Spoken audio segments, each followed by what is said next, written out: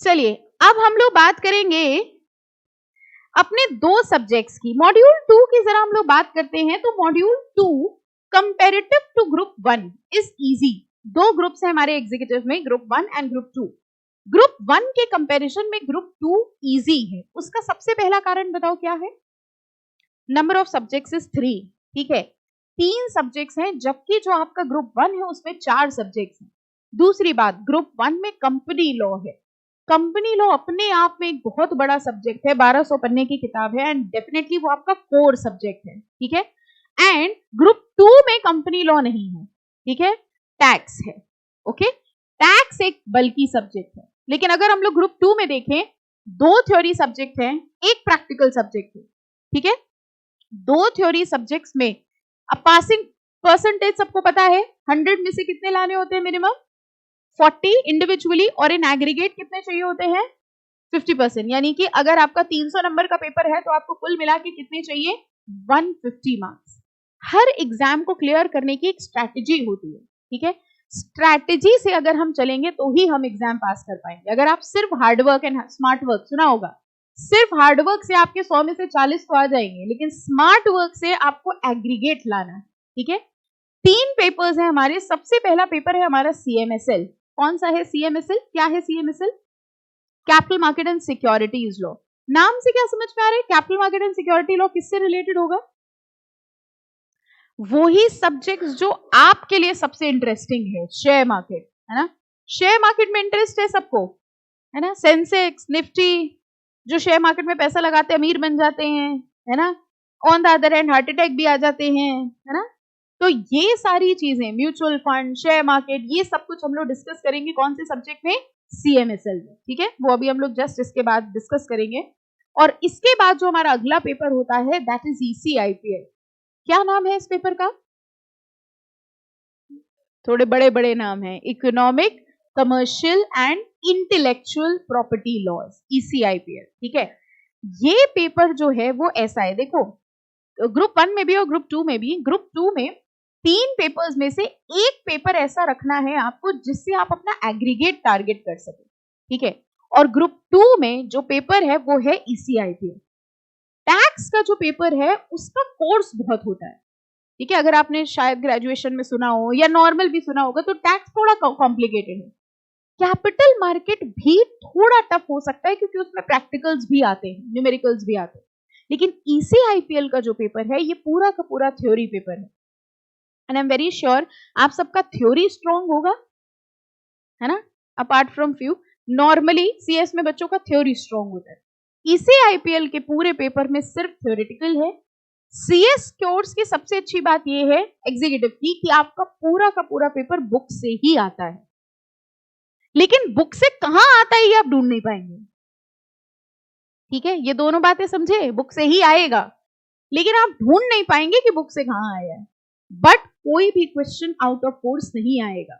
CACET में जो एक प्रॉब्लम आपने फेस करी कि जो बुक से पढ़ा वो कहीं था नहीं, है ना, ऐसा एग्जीक्यूटिव के पेपर में नहीं होगा। Everything will be from module itself. ठीक है, इस सब्जेक्ट की बात करें, economic laws, commercial laws and intellectual property laws, सबसे इंटरेस्टिंग टॉपिक्स जो हैं वो इसी सब्जेक्ट में हैं। ठीक है, कुछ ऐसी चीजों के बारे में हम लोग इस सब्जेक्ट में पढ़ेंगे, ठीक है, जिसके बारे में हमेशा से आपने सुना है।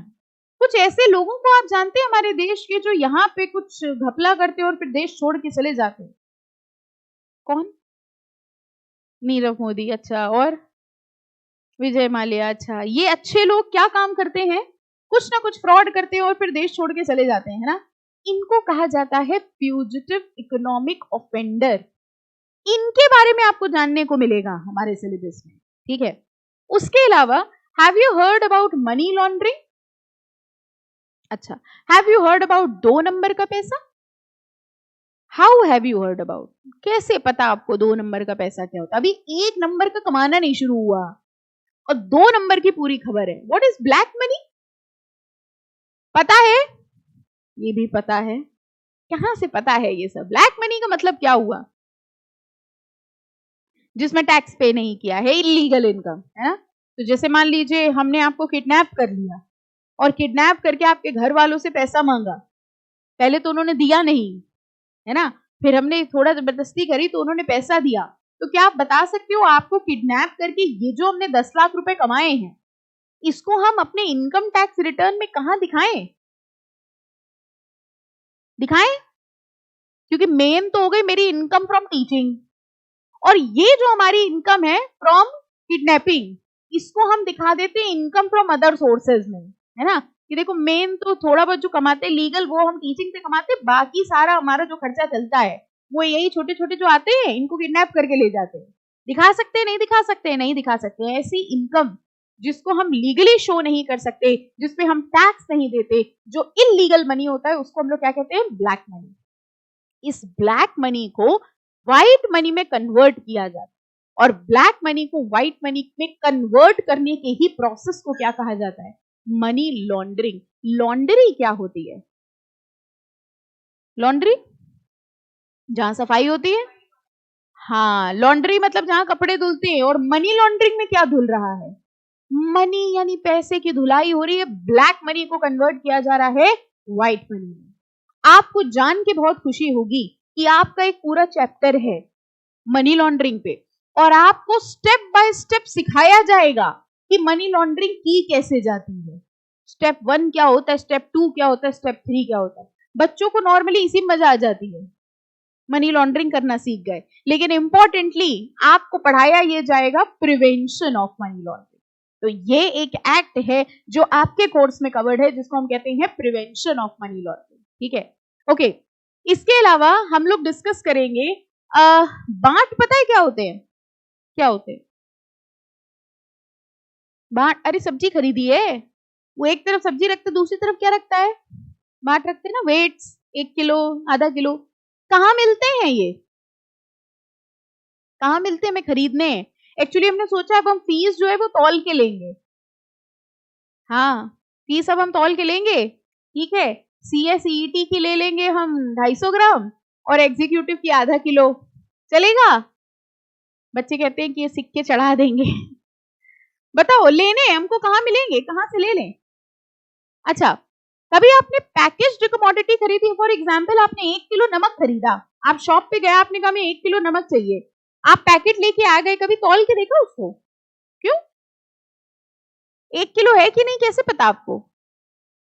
क्या मेंशन होता है? इतना भरोसा? अच्छा, जो मेंशन है उस पे इतना भरोसा, और अगर वो आपके सामने तौलना होता ना तो आपकी नजर पूरा उस पे होती कि जरा सा कम ना हो जाए। सिर्फ लिखे हुए पे किस पे भरोसा कर रहे? दुकान वाले पे? चेक क्यों नहीं किया कभी? जो आप कमोडिटीज खरीदते हो उस पे ग्रीन या रेड डॉट होती है, किस बात की? क्या इस बात की श्योरिटी है जिसमें ग्रीन डॉट है वो वेज ही होगा? किस पे भरोसा कर लेते हैं? इसके ऊपर एक एक्ट लगता है, एक लॉ है, उस लॉ का नाम है लीगल मेट्रोलॉजी एक्ट। और ये जितनी भी चीजें कमोडिटीज में लिखी होती हैं ये उस एक्ट के हिसाब से लिखी होती है। ठीक है, वेट्स एंड मेजर्स सारे उस एक्ट के हिसाब से होते हैं। हम भरोसा करते हैं किसके ऊपर? दुकान वाले पे नहीं, उस लॉ के ऊपर। बस फर्क इतना हमें पता नहीं होता कि उसके ऊपर लॉ है। ठीक है, सिमिलरली हम किसी प्रॉपर्टी पे पैसा लगाते हैं। ठीक है, आपने एक फ्लैट्स बनने का आजकल सिस्टम है, आपने देखा होगा, लोग लैंड, जो बिल्डर्स होते हैं लैंड ले लेते हैं, फिर उसके ऊपर फ्लैट बनाते हैं। ठीक है, आपने भी ऐसा ही एक इन्वेस्टमेंट किया। आपने क्या किया, एक लैंड में जो बिल्डिंग्स बनने वाले थे उस पे एक फ्लैट बुक कराया 10th फ्लोर पे। अभी कुछ है नहीं, जमीन है, और आपको दिख रहा है वो देखो 10th फ्लोर पे हमारी बिल्डिंग, अभी ग्राउंड है, बुकिंग करा ली। उस बिल्डर ने आपसे आपका पैसा ले लिया और उसके बाद बिल्डिंग नहीं बनाई। आपने देखा हमारे शहर में भी ना जाने कितने ऐसे प्रोजेक्ट्स हैं जो बीच में अटके हुए हैं, बिल्डिंग सील्ड पड़ी हुई है। अब क्या होगा? कहां जाएंगे? ये प्रॉब्लम बहुत ज्यादा प्रेवलेंट हो गई है कि बिल्डर्स क्या करने लगे थे, बिल्डर लोगों से पैसा लेते थे, और लोगों से पैसा लेने के बाद बिल्डिंग को नहीं बनाते थे, उस पैसे को अपने पर्सनल खर्चे के लिए यूज कर लेते थे। अब इस चीज को रोकने के लिए एक एक्ट और एक बॉडी बनाई गई है जिसको कहा जाता है रेरा। सुना है कभी? Real estate regulatory authority. आज आप किसी भी प्रोजेक्ट में देखें, किसी भी अपार्टमेंट में देखें, उसमें ऊपर देखना साइड में लिखा रहता है रेरा अप्रूव्ड या रेरा रजिस्ट्रेशन नंबर। अब रूल ये है, जब तक कोई प्रोजेक्ट रेरा अप्रूव्ड नहीं होगा तब तक उसको लॉन्च नहीं किया जा सकता, तब तक उसमें पैसा नहीं लगाया जाएगा। और अगेन ये रेरा जो है वो आपके कोर्स में है। जागो ग्राहक जागो सुना है? फिलहाल जरूरत इसकी बोलने की है, जागो बच्चों जागो, है ना? जागो ग्राहक जागो। भूख लग रही थी, चॉकलेट खरीदी। जब आपने चॉकलेट खरीदी और चॉकलेट खाई तो थोड़ी देर तो अच्छा लगा, फिर उसमें अजीब सा टेस्ट आया। तुम लोग समझ गए क्या आया उसमें? जिन बच्चों ने पहले पढ़ा उनको समझ में आ गया, पिछला टेस्ट याद आ गया। थोड़ी देर खाने के बाद अजीब सा लगा, देखा कुछ नहीं, एक मरी हुई छिपकली थी अंदर। बहुत टेस्टी लगी पहले तो आपको कि ये नया फ्लेवर आया। ये जो आपके साथ कुछ गलत हुआ, ठीक है, इसके लिए कहां जाएंगे? कहां जाएंगे? Consumer court. कई बार हम लोग ने देखा हमारे साथ कुछ गलत होता है तो हम लोग ऐसा बोलते हैं ना, हम कंज्यूमर कोर्ट चले जाएंगे। हम बोलते तो हैं लेकिन हम लोग को पता नहीं कंज्यूमर कोर्ट है कहां, ठीक है। लेकिन इस चैप्टर को पढ़ने के बाद, इस एक्ट को पढ़ने के बाद, कंज्यूमर प्रोटेक्शन एक्ट, ये भी आपके कोर्स में है। आपको वो पूरा मैकेनिज्म सिखाया जाएगा कि अगर आपके साथ परचेजिंग में कुछ गलत हो, जैसे आजकल ऑनलाइन शॉपिंग में फ्रॉड्स बहुत होते हैं। आपने सामान खरीदा लेकिन वो प्रोडक्ट गलत क्वालिटी का आ गया, ठीक है, फिर उसके बाद वो पैसा वापस नहीं करते। कई बार अमेजोन वगैरह से भी जो आप प्रोडक्ट खरीदते हैं ना, अब आप देखो उसमें रिप्लेस होता है, रिफंड नहीं होता। बहुत सारे ऐसे प्रोडक्ट है, पहले क्या होता था, रिफंड हो जाता था, अब वो कहते हैं रिप्लेस करा लो, पैसे नहीं देंगे। बट नाउ इन सब चीजों को गवर्न करने के लिए जो एक्ट बना है उसको क्या कहा जाता है? Consumer protection act. ये भी आपके कोर्स में। देन एक very very important word, monopoly. मान लीजिए हम ये बात करते हैं, हमारे देश में मिल्क सप्लाई करने वाली कंपनीज वैसे कौन कौन सी हैं? अमूल है, और नमस्ते है, और आनंद है, और पराग है, ओके, 3-4, ठीक है। जिसमें भी अगर हम लोग स्कोप के हिसाब से चले तो आई थिंक अमूल का शेयर सबसे ज्यादा है, ठीक है। अब मान लो ये जो 3-4 प्लेयर्स हैं, इन 3-4 प्लेयर्स ने मिल के आपस में अग्रीमेंट कर लिया, और अग्रीमेंट करके ये डिसाइड किया कि हम लोग 1 लीटर ऑफ मिल्क, ठीक है, 500 रुपीज का बेचेंगे, ठीक है। और इसके लिए इन्होंने ये कहा सबसे पहले तो 1 हफ्ते तक हम मिल्क की सप्लाई बंद कर देंगे। अब बताओ, अमूल, नमस्ते, आनंदा, सबने मिलके कहा हम लोग 1 हफ्ते तक मिल्क की सप्लाई नहीं करेंगे, ठीक है। 1 हफ्ते तक अगर मिल्क की सप्लाई नहीं हुई, ओके, अब बताइए अगर मिल्क की सप्लाई नहीं हुई तो इससे होगा क्या? हम लोग क्या कर रहे हैं आपको समझ में आ रहा है? हम लोग इंडेक्स डिस्कस कर रहे हैं, अभी चैप्टर कोई शुरू नहीं हुआ है। एक बच्चा ऑनलाइन कह रहे वो सब तो ठीक है, एक्सप्लेन कौन सा चैप्टर है। हम लोग इंडेक्स डिस्कस कर रहे हैं। I am just telling you economic and commercial law में हम लोग क्या पढ़ेंगे, ओके। सो ये बताइए, ये सारे मिल्क सेलर्स ने आपस में अगर अग्रीमेंट कर लिया कि हम लोग 1 हफ्ते मिल्क की सप्लाई नहीं देंगे, बताओ सबसे पहले होगा क्या? डिमांड बढ़ जाएगी, यानी कि प्राइसेस बढ़ जाएंगे। पहले 1 हफ्ता उन्होंने सप्लाई बंद करी और 1 हफ्ते बाद जब सप्लाई खोली तो उन्होंने कहा 500 रुपए पर लीटर लेंगे, बताओ लोग लेंगे कि नहीं लेंगे? यस, ले लेंगे। ये होना कंज्यूमर्स के लिए अच्छा है कि नहीं है? ये कंज्यूमर्स के लिए अच्छा नहीं है, और ऐसा ना हो इसके लिए एक एक्ट बनाया गया है जिसको कहा जाता है कॉम्पिटिशन एक्ट। कॉम्पिटिशन एक्ट ये कहता है कि एंटिटीज के बीच में मोनोपोली नहीं होनी चाहिए और उनके बीच में क्या होना चाहिए? कंपटीशन, ठीक है। कंपटीशन एक्ट भी हम लोग इसमें पढ़ेंगे। And very important, FEMA. FEMA सुना है? Foreign exchange management act. हमारे ट्रांजैक्शंस विद अनदर कंट्री, ठीक है। आई थिंक फेमा आपके बीकॉम में भी होगा, एक बड़ा इंपॉर्टेंट पोर्शन है फेमा का, ठीक है। Foreign exchange management act, currency, बाहर की कंट्री के साथ हम कौन सा ट्रांजैक्शन कर सकते हैं, बाहर की करेंसी हम कितनी होल्ड करके रख सकते हैं, कितने लिमिट तक के ट्रांजैक्शन कर सकते हैं, अगर आप कहीं बाहर घूमने जाते हैं तो कितनी करेंसी लेके जा सकते हैं, इन सारी चीजों पे भी लिमिट लगाई गई है। और वो सब कुछ हम लोग कौन से एक्ट के अंदर पढ़ेंगे? फेमा के अंदर। इंटरेस्टिंग टॉपिक लग रहे हैं? 1 सेकंड के लिए भूल जाओ कि जून में एग्जाम है, बस 1 सेकंड के लिए, मतलब भूल ही गए जून में एग्जाम है, ठीक है। Are these topics interesting you? ये लग रहा है कि हाँ यार मजा आएगा पढ़ने में, कुछ तो कुछ सीखने को मिलेगा, बस इसी ऑब्जेक्टिव से आपको ध्यान में रखना है। और ये जितनी भी चीजें हमने डिस्कस करी, this was part A of ECIPL। अगर हम लोग बात करेंगे पार्ट बी में, part B is intellectual property. What is intellectual property? Have you heard about copyright? Copyright सुना है? पेटेंट सुना है? ट्रेडमार्क सुना है? क्या सुना है? क्या मतलब होता है बताओ? What is a patent? Patent किस चीज में होता है? I think copyright is the most common जो सबने सुना होगा। सिंबल बताओ कैसा होता है कॉपीराइट का? सी एंड अ सर्कल। मतलब क्या होता है कॉपीराइट का? अगर हाँ ओके, कॉपीराइट मीन्स अगर हमने कोई चीज बनाई है तो उसको बेचने का अधिकार सिर्फ हमारा होगा। उसकी कॉपीज बनाना, उसको बेचना, उसको परफॉर्म करना, ये सारे के सारे अधिकार सिर्फ किसके पास होते हैं? उसके पास जिसके पास इसका कॉपीराइट होगा। ठीक है। ट्रेडमार्क क्या होता है? लोगो। ठीक है, लोगो होता है ब्रांड नेम। ओके, जिस ब्रांड नेम से आप पहचाने जाते हैं। और पेटेंट बताओ क्या होता है, किस चीज में होता है? इन्वेंशन। जब हम लोग कोई नई चीज इन्वेंट करते हैं, हमने एक नई चीज इन्वेंट करी, आपको पता है मेरे पास एक दवाई है, अगर आप वो दवाई खा लेंगे तो आप सीएस का एग्जाम एक बार में पास कर लेंगे। तो आप कह रहे हैं फिर ये पढ़ाना बढ़ाना क्यों है, दवाई दो, काम खत्म करो। उस दवाई की खास बात यह है कि वो दवाई आपको खानी है सोने के बाद और उठने के पहले। अगर आपने खा ली तो आप पास हो जाएंगे। अब रात तक सोचना कि कैसे खानी है। ठीक है, ये जो दवाई हमने बनाई है, हमको डर लग रहा है कहीं आप इसका फॉर्मूला ना चुरा ले, इसलिए हमने इसका क्या करा लिया? पेटेंट।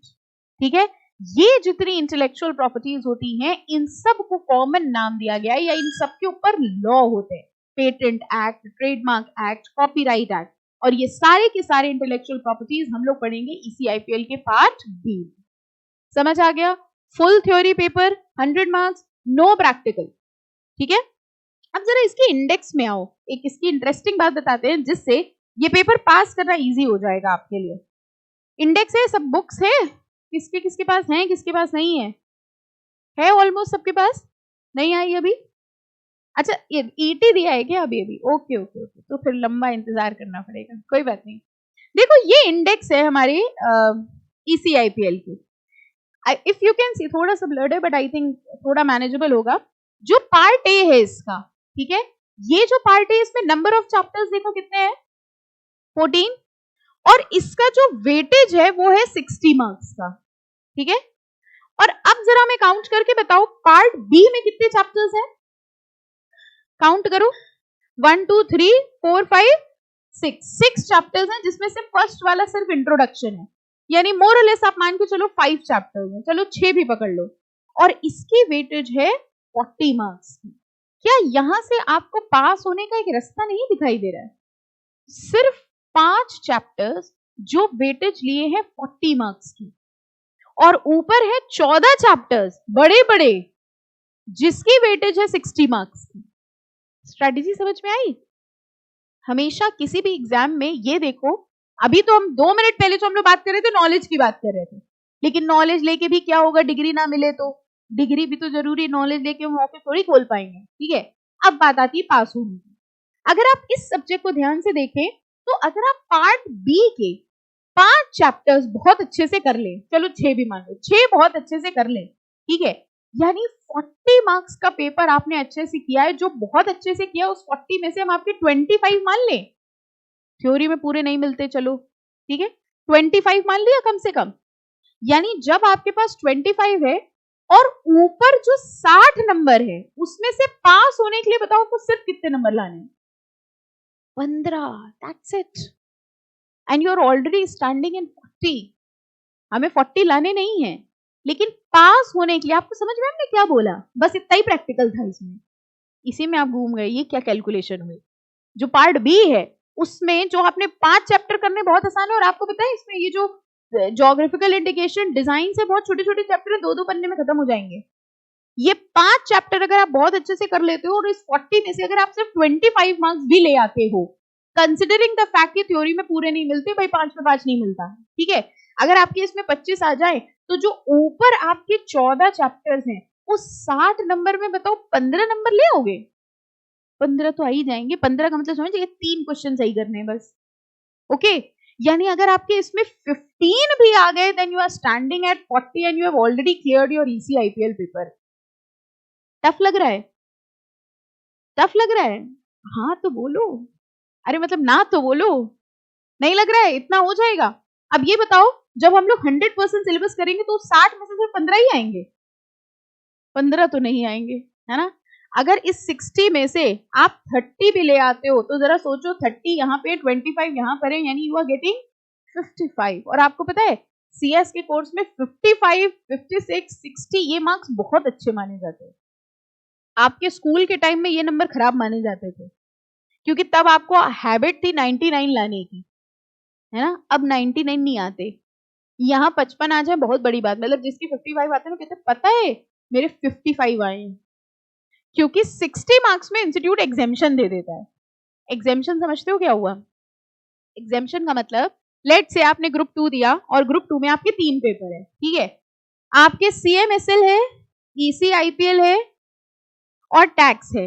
मान लो आपके CMSL में आए लेट से 30, ओके। ECIPL में आगे आपके 65। जैसा हमने आपको स्ट्रेटजी बताई, उस स्ट्रेटजी के हिसाब से आपने कहा यार ECIPL तो हो जाएगा मेरा, 65 आ गए। और टैक्स में लेट से आपके आ गए 35। अब बताइए आप पास हैं कि फेल है? फेल है, क्योंकि हम लोग ग्रुप्स को देखते हैं। लेकिन क्योंकि ECIPL में आपके 65 है, इसलिए अगली बार जब आप पेपर देंगे तो आपको ECIPL देने की जरूरत नहीं है। ECIPL एग्जेम्प्ट हो गया। जिस भी पेपर में 60 से ज्यादा नंबर आ जाते हैं वो पेपर आपका एग्जेम्प्ट हो जाता है। यानी अगली बार जब आप पेपर देने जाएंगे तो आपको सिर्फ 2 पेपर देने हैं। कौन कौन से? CMSL and tax. इसलिए 60 को बहुत अच्छा स्कोर माना जाता है।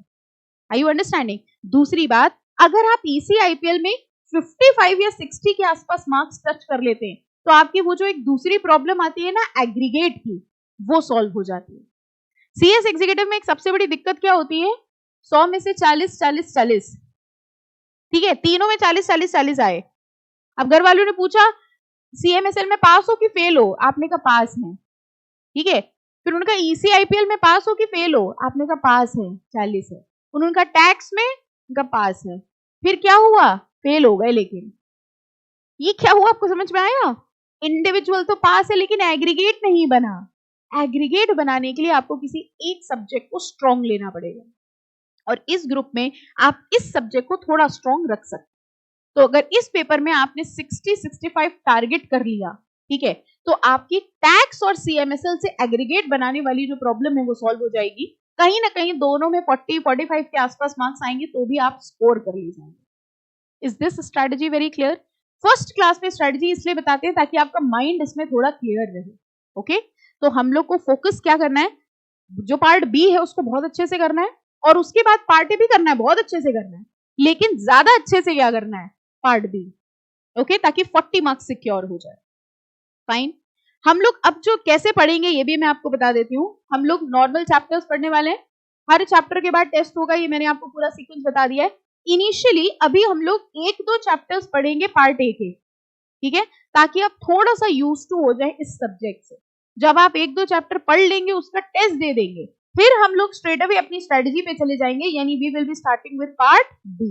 हम लोग पहले पार्ट बी कर लेंगे, पार्ट बी में सारे चैप्टर के टेस्ट दे देंगे, ताकि आपकी मिनी सीरीज तक, जो 50 मार्क्स की मिनी सीरीज होनी है, उस मिनी सीरीज तक इसका आपका दूसरा रिवीजन हो जाए। जब 3 बार आप ये रिवाइज कर लेंगे तो ये श्योर शॉट मानिए कि ECIPL में यू कैन स्कोर कम से कम 80 मार्क्स आए हैं बच्चों के, 70-80 मार्क्स तक आए हैं। विजन रखना है बस। अगर आप 40 देखोगे तो 15-20 में अटकोगे। अगर आप 80-90 का टारगेट बनाओगे तब आप 55-60 पे अटकेंगे। बोर्ड एग्जाम्स में कितने लाने की सोची थी? बोर्ड में कितने पासिंग होते थे वैसे? 33 पासिंग होते थे। तो 33 की तैयारी करी थी? 33 की तो नहीं करी थी तैयारी, तो 100 की ही करी थी। आए कितने? आ गए 100? शक्ल से तो नहीं लग रहा आप लोगों के, है ना? कितने? वही 70, 80, 90 इतने आए होंगे। तो हमें टारगेट बनाना है कम से कम 80-90 मार्क्स का। जब आप 80-90 मार्क्स का टारगेट बनाएंगे, then you will land somewhere between 55 and 60। Is that clear? समझ आ गया सबको? Any questions? पक्का? डर तो नहीं लगा? डराते नहीं है कभी भी हम? बिल्कुल नहीं लगा ना डर? कुछ नहीं, बहुत आसान है। बिल्कुल जितना आसान CSCT लगा था उससे थोड़ा और आसान, बहुत आसानी से हो जाएगा। और अब जैसा हम अभी आपको बता रहे थे कि हम लोग बात कर रहे थे कुछ गलत कामों की, ठीक है, जैसे मनी लॉन्ड्रिंग, 2 नंबर के पैसे को 1 नंबर करना, या पैसा लेके बाहर भाग जाना। इन्हीं गलत कामों की रेंज में एक और गलत काम आज हम लोग डिस्कस करने वाले हैं। तो आज हम आपको एक गलत काम सिखाएंगे, है ना? तो घर वालों को बताना कि आज हम कुछ गलत सीख के आए हैं, और इस गलत काम को हमारी लॉ में कहा जाता है लॉ रिलेटिंग टू बेनामी ट्रांजैक्शन। बहुत ध्यान से अंडरस्टैंड करना, हर चैप्टर के स्टार्टिंग के 5-10 मिनट वेरी वेरी इंपॉर्टेंट। मान लीजिए जैसे आप सीएस कर रहे, कर लिया, बहुत अच्छी बात है, ठीक है। मान लो नहीं हुआ, ठीक है, चांस की बात है। तो आपने क्या किया, आपने कहा कि ठीक है एक काम करते हैं, पढ़ा तो है ही हमने, हम टीचर बन जाते हैं गवर्नमेंट स्कूल में। आप टीचर बन गए और वहां लेट से आपकी इनकम थी 10,000 रुपए महीने की, ध्यान से समझते जाना, 10,000 रुपीज पर मंथ की आपकी इनकम थी। लेकिन अब क्या करें, अब जैसे अभी आपने कहा 2 नंबर के बारे में पता है, तो आपने कहा 10,000 की इनकम तो है लेकिन ऊपरी कमाई बहुत है हमारी। ऊपरी कमाई कैसी होती है? कुछ नहीं, आप बच्चों से कहते थे कि देखो पढ़ लो अच्छे से, लेकिन पास होने के लिए वो 1 लाख रुपए का काला बैग ले आना। इसको क्या कहते हैं पता है आपको? ऊपरी कमाई। हाँ ठीक है, तो करेंगे ना, ऐसा करेंगे ना? हाँ भी निकला है, हाँ, और क्या 10,000 में कहाँ गुजारा होगा हमारा। तो आपने क्या किया, गवर्नमेंट स्कूल के टीचर थे, 10,000 रुपए आपकी सैलरी थी और आपकी ऊपरी कमाई अच्छी थी, और उस ऊपरी कमाई से आपने एक बंगला खरीदा 1 करोड़ रुपए का, ठीक है। जब आपने वो बंगला खरीदा और आप उसमें गृह प्रवेश करने ही वाले थे, कलश गिरा दिया इनकम टैक्स डिपार्टमेंट ने, ठीक है, समझ गए? इनकम टैक्स डिपार्टमेंट आया और उसने आपसे पूछा कि भैया एक बात बताओ, ये बंगला आया कहां से? क्योंकि तुम्हारी जो इनकम है, उस इनकम को देखते हुए आई कैन नॉट सी कि you can purchase a bungalow of 1 crore rupees. अब बताइए क्या होगा? आपका बंगला भी धर लिया जाएगा और आप भी धर लिए जाएंगे। समझ में आया? क्योंकि आपके पास जवाब नहीं था। तो आपने क्या किया, आपने बंगला तो खरीदा, लेकिन वो बंगला खरीदा रामू काका के नाम पे। रामू काका कौन? समझ गए रामू काका? सब समझ गए आप, है ना? आपने रामू काका का बनवाया आधार कार्ड, पैन कार्ड, सारे डॉक्यूमेंट बनवाए और रामू काका के नाम पे आपने बंगला खरीद दिया। रामू काका को इस बात का पता भी नहीं है, आपने बस रामू काका से साइन करवाया, ठीक है। अच्छा, रामू काका भी खुश हो रहे थे कि मालिक हमारे साइन के बिना चलते नहीं है, उनको पता नहीं काहे में साइन किया है, ठीक है, मासूम थे वो। आपने उनसे साइन करा लिया और आपने बंगला खरीद लिया, किसके नाम पे? रामू काका के नाम पे। और रह कौन रहे हैं? हम खुद। यानी इनकम टैक्स डिपार्टमेंट की नजरों में हमने कोई प्रॉपर्टी परचेज करी ही नहीं है, ठीक है। और अगर हमने कोई प्रॉपर्टी परचेज नहीं करी है, यानी कि हम उस चीज से बच गए जो हमारे साथ हो जाती अगर हमने वो प्रॉपर्टी हमारे नाम पे खरीदी होती, ठीक है। ऐसे ट्रांजैक्शंस को कहा जाता है बेनामी ट्रांजैक्शन। बेनामी का मतलब जब पैसा किसी और ने लगाया हो और प्रॉपर्टी का बेनिफिट या प्रॉपर्टी का यूज कोई और कर रहा हो। आई नो अभी आपके दिमाग में बहुत सवाल चल रहे हैं, अभी हम आएंगे सारे सवाल ले, ठीक है। यानी अगर पैसा किसी और ने, पैसा हमने लगाया था, नाम किसकी है वो प्रॉपर्टी? रामू काका की। इस ट्रांजैक्शन को क्या कहा जाता है? बेनामी ट्रांजैक्शन। समझ में आया? आपने देखा होगा प्रैक्टिकली भी, जो बहुत बड़े बड़े लोग होते हैं, मतलब पैसे वाले लोग होते हैं, उनके कई सारे घर होते हैं, है ना, कई प्रॉपर्टीज होती है, उनका एक बिजनेस रहता है प्रॉपर्टी का ही होता है। तो आपको क्या लगता है वो अपने नाम पे खरीदते चले जाते हैं? कभी उनसे पूछ के, अगर आपके घर वालों में हो कि आपने देखा हो कि हमारे घर वालों के पास प्रॉपर्टी बहुत है, तो उनसे जरा पूछना किसके किसके नाम पे है, ठीक है। वो कभी अपने नाम पे नहीं खरीदते, क्योंकि अपने नाम पे वो दिखाएंगे कैसे इनकम टैक्स डिपार्टमेंट में, अकाउंटेबिलिटी नहीं आएगी, ठीक है। तो वो अपने नाम पे नहीं खरीदते, वो ऐसे 10-12 लोगों की आइडेंटिटीज बना लेते हैं, उनके पैन कार्ड बना लेते हैं, आधार कार्ड बना लेते हैं और उनसे साइन करवा के प्रॉपर्टी उनके अलग अलग नामों पे खरीद लेते हैं। यानी लीगली देखा जाए तो उनके नाम पे वो प्रॉपर्टी रजिस्टर्ड है। अब अगर इनकम टैक्स डिपार्टमेंट पकड़ेगा भी तो किसको पकड़ेगा?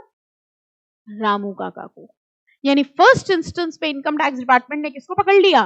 रामू काका को पकड़ा। और रामू काका से पूछा कि भैया ये बताओ, ये बंगला कैसे तुम्हारा? तेरे कौन सा बंगला? रामू काका झोपड़ा था छोटा, और रामू काका को पता भी नहीं था कि उनके नाम पे करोड़ों के बंगले हैं, ठीक है। यानी कि इस ट्रांजैक्शन में, ठीक है, 2 लोग हुए, एक होता है बेनामीदार और एक होता है बेनिफिशियल ओनर। समझ में आया? बेनामीदार एंड बेनिफिशियल ओनर। कौन कौन क्या क्या होगा आप समझ गए, ठीक है। वैसे तो अभी डिस्कस करेंगे हम लोग डिटेल में। इस ट्रांजैक्शन में अगर पकड़ होगी भी तो रामू काका की पकड़ होगी, डायरेक्टली हमको नहीं पकड़ा जा सकता। अब कई बार रामू काका से पूछने गए तो रामू काका कह रहे हमको पता ही नहीं। जब वो कह रहे हमको पता ही नहीं तो मेरे तक आने का रास्ता खत्म, ठीक है। और कई बार जानबूझ के करा दिया जाता है, रामू काका से आ जाता है, तुम तुम्हारे नाम पे करा दे रहे, तुमको हम दे देंगे 10-20 हजार रुपए, ठीक है। अब अगर इनकम टैक्स डिपार्टमेंट ने, पुलिस ने रामू काका को पकड़ा तो वो रामू काका से इंफॉर्मेशन ले लेंगे और फिर हमारे पास आ जाएंगे इनडायरेक्टली। ऐसे ट्रांजैक्शंस को पकड़ने के लिए जो एक्ट बनाया गया है उस एक्ट का नाम क्या है? देखो, लॉ रिलेटिंग टू बेनामी ट्रांजैक्शन एंड प्रोहिबिशन। हम लोग यहाँ क्या सीख रहे हैं? बेनामी प्रॉपर्टी क्रिएट करना या उसका प्रोहिबिशन करना? सीख क्या गए बाय द वे आप? ये बात आपको समझ में आ गई? अच्छा, यानी अब जो भी ऐसा कुछ खरीदो तो अपने नाम पे ना खरीदो, ठीक है? ऐसे ट्रांजैक्शंस को क्या कहा जाता है? बेनामी ट्रांजैक्शन। अब कुछ पूछना हो तो पूछ लीजिए, नहीं तो आगे बढ़ते हैं। हाँ बेटा,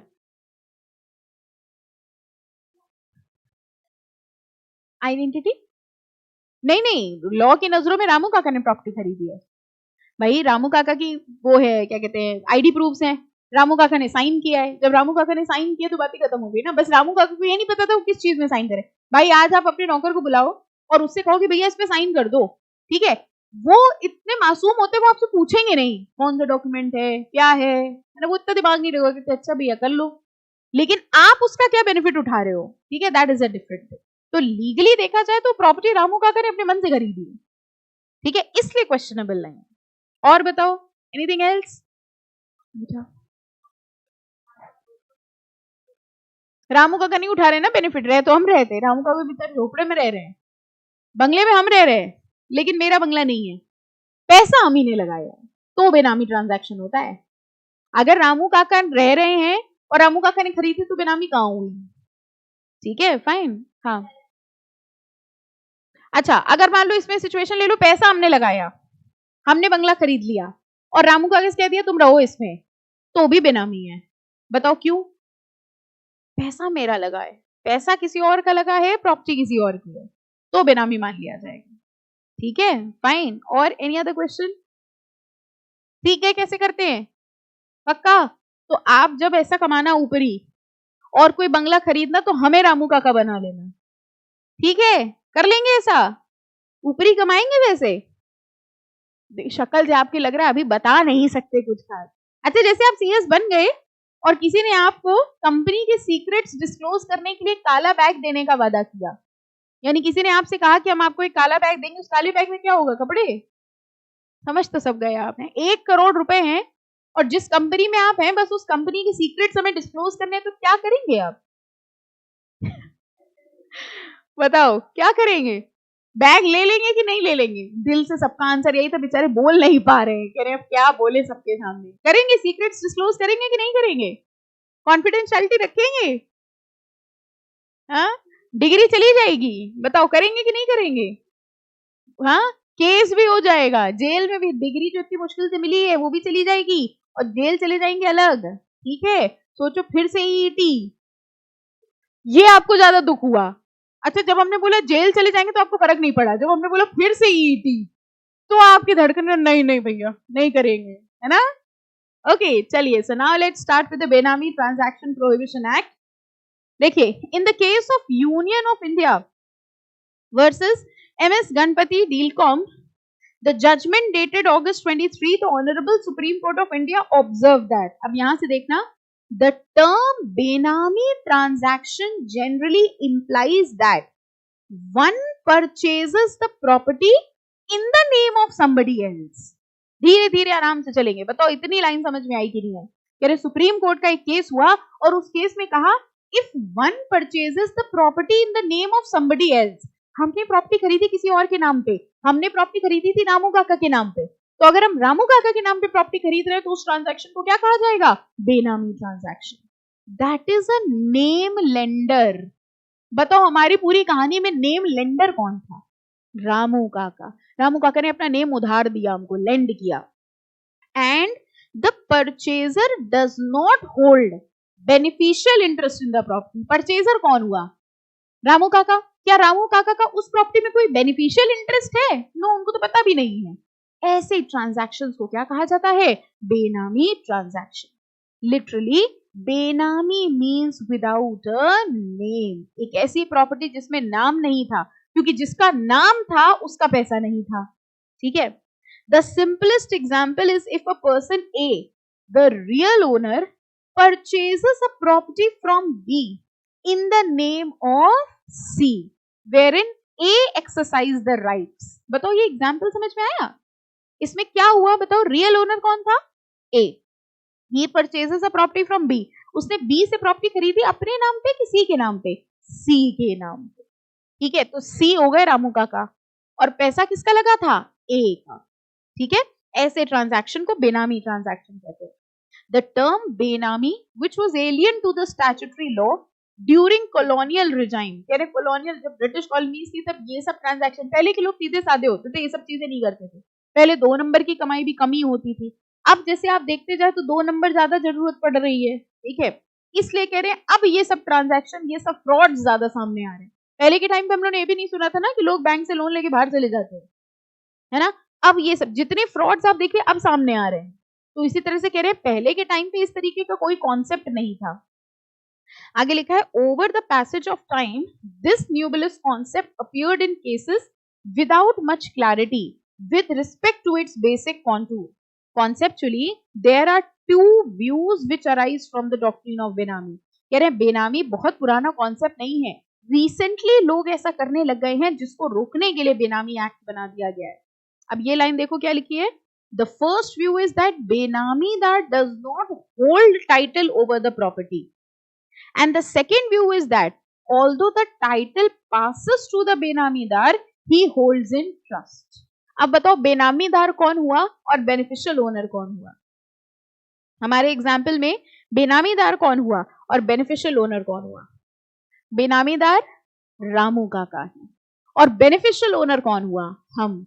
बेनिफिशियल ओनर हम हुए, क्यों? क्योंकि उस प्रॉपर्टी का बेनिफिट हम ले रहे हैं.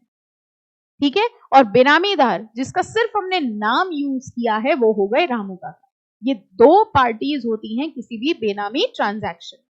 ओके, ये लाइन समझ में आई? Benamidar does not hold title over the property. इसका मतलब क्या हुआ? Benamidar does not hold title over the property मतलब हाँ कह रहे उसका इंटरेस्ट, मतलब उसको तो पता भी नहीं है, बेनामीदार को तो पता भी नहीं है कि ट्रांजैक्शन क्या है. And the second view is that although the title passes to the benamidar he holds it in trust. कह रहे टाइटल, नाम तो रामू काका के है प्रॉपर्टी, लेकिन वो प्रॉपर्टी वो लिए हुए है सिर्फ किसके लिए? बेनिफिशियल ओनर के. ठीक है, eventually they developed 2 loose category. देखो 2 तरीके के बेनामी ट्रांजैक्शन समझना. पहला वाला पढ़ो जरा. ये जो वर्ड लिखा है ना इसको ट्राइपार्टाइट कहते हैं. ट्राइपार्टाइट मतलब समझे? 3 पार्टीज. किसी भी ट्रांजैक्शन में या किसी भी अग्रीमेंट में अगर 3 पार्टीज हैं तो उसको हम क्या कहते हैं? ट्राइपार्टाइट. तो फिर बताओ बाइपार्टाइट क्या हुआ? 2 पार्टीज. Very simple. तो ट्राइपार्टाइट सर अपने आप पढ़ के देखो क्या है.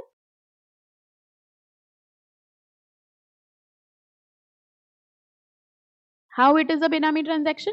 है कि नहीं है बेनामी? बी ने एक प्रॉपर्टी सेल करी है किसको? ए को. But the sale deed mention C. बताओ पैसा किसने लगाया है? पैसा किसने लगाया है? ए ने. और डॉक्यूमेंट में नाम किसका है? सी का. बेनामी हुआ कि नहीं हुआ? Yes it is a benami. Bipartite a sales a property to B without intending to pass the title to B. ये समझ आया क्या हुआ? मेरी प्रॉपर्टी थी, हम ही ओनर थे. ठीक है, हमने क्या किया? सिर्फ कागजों में दिखा दिया कि अब इस प्रॉपर्टी के ओनर रामू काका है, जबकि हमने घर उनको दिया ही नहीं. तो भी बताओ क्या हुआ? ये ट्रांजैक्शन समझ में आया? मेरी प्रॉपर्टी थी, हम ओनर थे, हमने वो प्रॉपर्टी सेल कर दी किसको? रामू काका को. ठीक है, जबकि रह हम ही रहे हैं. तो अगेन बुक्स में देखा जाए तो नाम किसका हो गया प्रॉपर्टी पे? रामू काका का, लेकिन ओनर अभी भी हम ही हैं. ये दोनों ही क्या कहलाए जाते हैं? बेनामी ट्रांजैक्शन. समझ आ गया सबको? पक्का अच्छे से समझ में आ गया? Any doubt? कर लेंगे बेनामी, मतलब चैप्टर कर लेंगे. ठीक है, अच्छा तो चैप्टर मतलब बेनामी करने के पहले जरा ये भी देख ले पेनाल्टी कितनी है ना. ये पढ़ाना बहुत जरूरी है. Though the Benami transaction has been on the statute book since more than 28 years, the same could not be made operational with a view to provide effective regime. कह रहे हैं बेनामी ट्रांजैक्शन एक्ट था तो पहले से, लेकिन इसका एक अमेंडमेंट एक्ट आया अभी 2016 में, जब इधर ज्यादा केसेस होने लग गए तो इसका एक अमेंडमेंट एक्ट आया. अब यहां से पढ़ना. The amended law empowers the specified authorities to provisionally attach benami property. देखो एक बात समझना, जब आप लॉ पढ़ रहे हो ना तो आपको लॉ के सारे वर्ड्स का मतलब समझ में आना चाहिए, क्योंकि सीएस बनने के बाद लॉ कौन पढ़ेगा? आप खुद पढ़ोगे कि हमको फिर से बुलाओगे कि ये पढ़ के इजी में समझाओ क्या लिखा है? कौन पढ़ेगा? आप खुद पढ़ोगे ना, तो ये लैंग्वेज आपको आनी चाहिए। What do we mean by the word attachment? Attachment का मतलब बताओ, आपको हो जाता है ना सबसे बड़ी जल्दी, अटैचमेंट हो गया है, वो तो ठीक है, अटैचमेंट का मतलब क्या? लॉ में आपका अटैचमेंट वाला अटैचमेंट नहीं होता। लॉ में अटैचमेंट का मतलब होता है जब्त करना, सिंपल। तो आप जो अपना अटैच समझते हो वो अपना समझो। लॉ में अटैचमेंट का मतलब जब्त करना। अब जरा इस लाइन का मतलब बताओ। The amended law empowers the authority to provisionally attach benami property.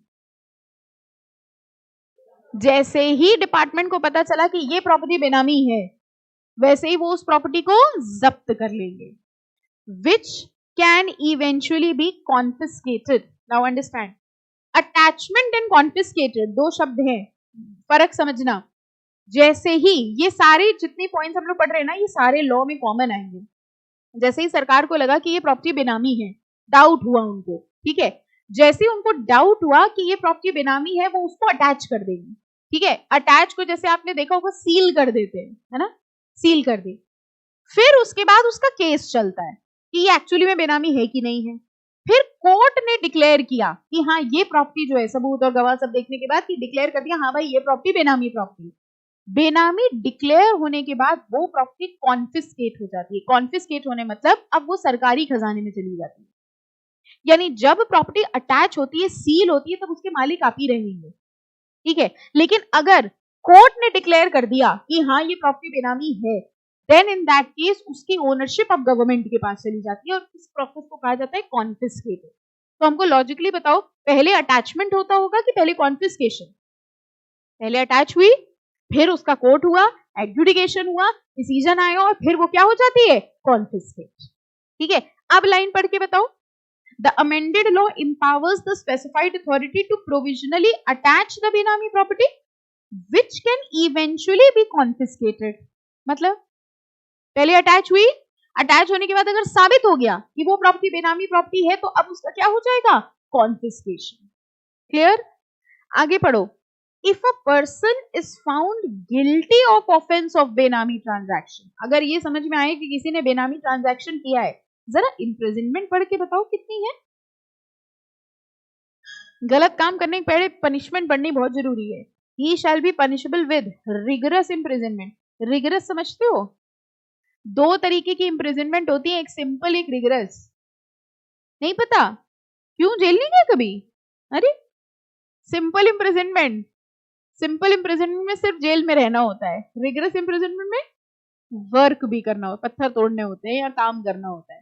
Okay, that is rigorous. Anyways, rigorous imprisonment for a term not less than 1 year but which may extend to 7 years. कम से कम 1 साल और ज्यादा से ज्यादा 7 साल की imprisonment, बस इतना ही। आगे क्या लिखा है? And shall also be liable to a fine which may extend to, कितना फाइन है?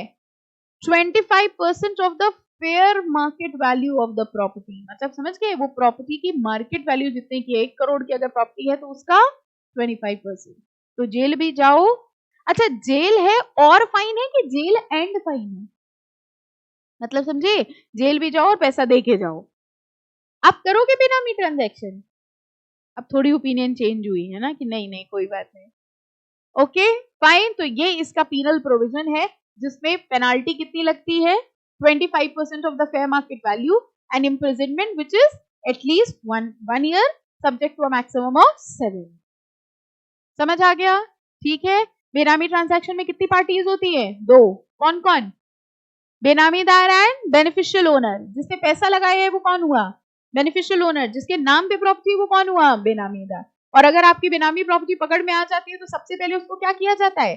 अटैच। और अटैच होने के बाद कॉन्फिस्केट यानी जब्त करके सरकारी खजाने में ट्रांसफर कर दिया जाए। Any doubt? समझ आ गया? पक्का? हाँ बेटा। Inter alia means among itself, सारी चीजें इंक्लूड करते हुए। बाहर का वर्ड है, inter alia means among itself. Okay, और बताओ, और कोई डाउट? हाँ बेटा।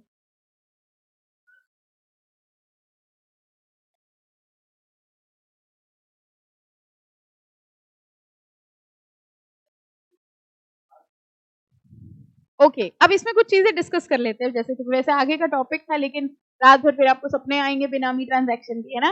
ही इज सेइंग, मान लो मेरी इनकम कम है, लेकिन हमने होम लोन लिया, और होम लोन लेके हमने 1 करोड़ का घर लिया, और होम लोन पे हम ईएमआई पे करते हैं इंस्टॉलमेंट, क्या ये बेनामी है? अच्छा, इसी में और इंटरेस्टिंग डाल देते हैं, हमने होम लोन लिया, ठीक है, लेकिन प्रॉपर्टी खरीदी है लेट से किसी और के नाम पे, यही पूछना चाह रहे थे, है ना। जो दूसरा है वो मेरे रिलेटिव है कि अननोन है? रिलेटिव है ना। चलो, हमने क्या किया, मेरी इनकम कम थी, हम वही सरकारी एम्प्लॉय थे, 10,000 रुपए हमारी सैलरी थी, हमने होम लोन लिया, और होम लोन लेके हमने क्या कहते हैं 1 करोड़ का बंगला खरीदा अपनी डॉटर के लिए, ठीक है। अब हम ईएमआई के थ्रू वो अमाउंट पे करते, प्रॉपर्टी का पैसा हमने लगाया है, लेकिन प्रॉपर्टी के मालिक मेरी डॉटर है, इज इट अ बेनामी ट्रांजैक्शन? यस और नो? नो? आप भी बताओ बेटा, सब लोग बताओ, हमारी क्लास में सब लॉयर हैं, देखो सबको अपना आंसर रखना पड़ता है। यस और नो? नो? नो? नो? तुमने खुद ही आंसर दे दिया। पॉइंट, पहली चीज तो ये लीगल ट्रांजैक्शन है, अगर हम लोन लेके प्रॉपर्टी खरीद रहे हैं तो वो 2 नंबर की कहाँ है? 2 नंबर की तो तब हुई जब हम इलीगल पैसे से खरीदे, ठीक है। तो फर्स्ट थिंग तो ये हुई कि अगर हम बैंक लोन लेके कितने की भी खरीद रहे हैं कोई दिक्कत नहीं, and second thing, very good point is, वो बैंक लोन देगा क्यों? तुम्हारी 10,000 की इनकम है, वो तुम्हें 1 करोड़ का लोन दे देगा, ठीक है, इससे तो फिर बैंक के ऊपर सवाल उठ गया, ठीक है। So this is not a बेनामी। अच्छा चलो सबको छोड़ो, मान लो हमने अपने मतलब स्पाउस ने, हस्बैंड ने अपनी वाइफ के नाम पे प्रॉपर्टी खरीदी, अब बताओ, अपने लीगल सोर्सेस से, इज दिस बेनामी? बेनामी है कि नहीं है? पक्का नहीं है? हाँ, सोर्स लीगल है, लीगल सोर्स है, बेनामी है कि नहीं है? नहीं है। समझ में आया कैसे पता चल रहा है कि बेनामी है कि नहीं? इंपॉर्टेंट ये नहीं है कि हम किसके नाम पे खरीद रहे हैं, इंपॉर्टेंट ये है कि पैसा कैसा है, व्हाइट मनी है कि ब्लैक मनी है। अगर आपका व्हाइट मनी है तो तुम पड़ोसी के नाम पे खरीद लो, सरकार को क्या दिक्कत? एज फार एज तुम टैक्स दे रहे हो, सरकार को कोई दिक्कत नहीं होती कभी, टैक्स नहीं दे रहे हो तो सारी तरीके की दिक्कत हो जाती है, ठीक है, समझ में आ गया? और पूछो, एनीथिंग एल्स? हाँ बेटा। हाँ।